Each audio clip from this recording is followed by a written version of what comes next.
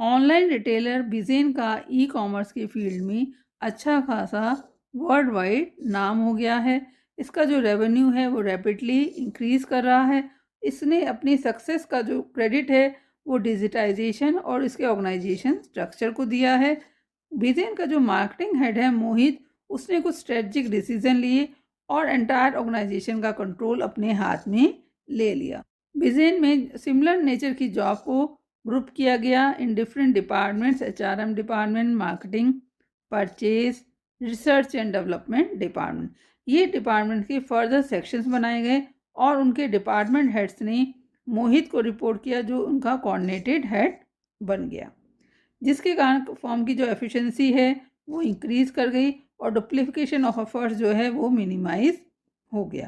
Question में आपसे पूछा गया है ये किस तरह का ऑर्गेनाइजेशन स्ट्रक्चर है, तो आंसर है आपका सी, फंक्शनल ऑर्गेनाइजेशन स्ट्रक्चर, जहां on the basis of function, finance, HRM, marketing, on the basis of function हम उनको अलग अलग डिपार्टमेंट्स में बांट देते हैं। तो आंसर है आपका C, functional organisation structure. Panmol dairy started using environment friendly bilona method. Company ने एनवायरनमेंट फ्रेंडली बिलूना मेथड से घी निकालना शुरू किया, जबकि और कंपनीज मॉडर्न मेथड यूज़ करती हैं इन्वॉल्विंग मशीन्स और केमिकल्स का इस्तेमाल करती हैं। कंपनी इस तरह से हंड्रेड्स ऑफ इलिटरेट पीपल को एम्प्लॉयमेंट दे रही है इन रूरल एरियाज। क्वेश्चन में आपसे पूछा गया है कि किस तरह के ऑब्जेक्टिव को अचीव कर रही है। कंपनी सोसाइटी की प्रॉब्लम को सॉर्ट आउट कर रही है, एम्प्लॉयमेंट जनरेट कर रही है, तो किस तरह का ऑब्जेक्टिव होगा? Social objective. तो आंसर है आपका सी।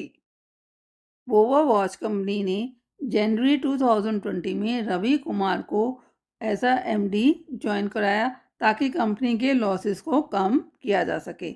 जैसे ही रवि कुमार ने कंपनी ज्वाइन की, उसने रीज़न फाइंड आउट करना शुरू कर दिया कि कंपनी परफॉर्म क्यों नहीं कर रही है। उसने देखा कि कंपनी के एम्प्लॉयज़ का डिसीजन मेकिंग में कोई इन्वॉल्वमेंट नहीं है, जिस उनको सिर्फ ऑर्डर्स फॉलो करने होते हैं, जिसके कारण उनका मोरल जो है वो डाउन है।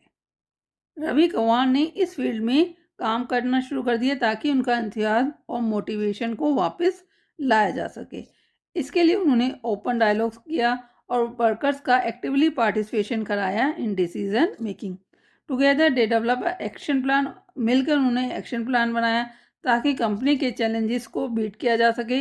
Outdated designs, inefficient management process. जैसे जैसे समय निकला, कंपनी एक स्ट्रगलिंग एंटरप्राइज से प्रॉफिट मेकिंग एंटरप्राइज बन गई। क्वेश्चन में आपसे पूछा गया है ये किस तरह का लीडरशिप स्टाइल है। यहाँ लीडर के साथ उसके एम्प्लॉयज़ भी डिसीजन मेकिंग में एक्टिवली पार्टिसिपेट कर रहे हैं।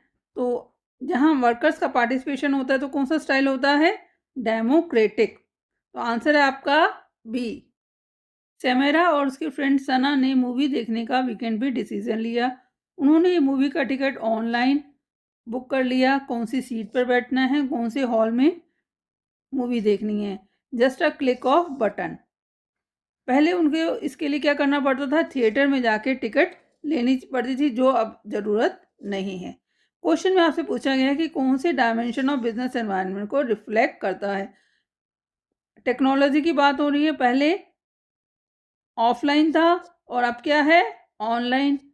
तो टेक्नोलॉजिकल इम्प्रूवमेंट हो गया। तो आंसर है आपका डी, टेक्नोलॉजिकल एनवायरनमेंट। चाइल्डो एक गारमेंट मैन्युफैक्चरिंग कंपनी है जो बच्चों के यूनिक क्लॉथ डिज़ाइन करने के लिए जानी जाती है। नैशा उसमें एचआरएम मैनेजर है। इंस्पाइट ऑफ गुड पे और मैनी अदर बेनिफिट्स, जो कंपनी के जो एम्प्लॉयज़ हैं वो कंपनी छोड़कर जा रहे हैं। नैशा इसका रीज़न फाइंड आउट करना चाहती थी, इसलिए उसने सीईओ से परमिशन ली और एक पर्सन अपॉइंट किया। उन्होंने ये पाया कि जो और ऑर्गेनाइजेशन है वो वर्कर्स को मोर ऑटोनॉमी देते हैं, अथॉरिटी देते हैं, जिससे उनको कंफर्टेबल फील होता है, उन्हें अपनी जॉब की इम्पोर्टेंस लगती है, जिससे अट्रैक्ट हो गए एम्प्लॉयज़ चाइल्डो को छोड़कर दूसरी ऑर्गेनाइजेशन में जा रहे हैं। तो क्वेश्चन में आपसे पूछा गया कि उस इंसेंटिव को क्या कहते हैं। तो आंसर है आपका डी, एम्प्लॉय एम्पावरमेंट, कि एम्प्लॉय को जहाँ मोर ऑटोनॉमी देते हैं, डिसीजन लेने की पावर देते हैं, जिससे वर्कर जो है वो मोटिवेट होता है और उसके अंदर कॉन्फिडेंस डेवलप होता है कि उसका जो रोल है वो इम्पॉर्टेंट है। तो आंसर है आपका D, employ empowerment. Laika limited ने new range of herbal shampoo launch किए हैं in the beginning of the year. As पर लीगल फ्रेमवर्क, लाइका लिमिटेड अपने लेबल पर name and address of the manufacturer, weight of the product, manufacturing date, expiry date, maximum retail price, ये सब बता रही है। तो वो कौन से राइट को हाईलाइट करता है? That is right to be inform, जहाँ पर हम कस्टमर को उस प्रोडक्ट के बारे में जानकारी देते हैं, इसका प्राइस कितना है, कब एक्सपायर होगा, किसने बनाया है। तो आंसर है आपका B, right to be informed. Thank you for watching video, kindly like and subscribe it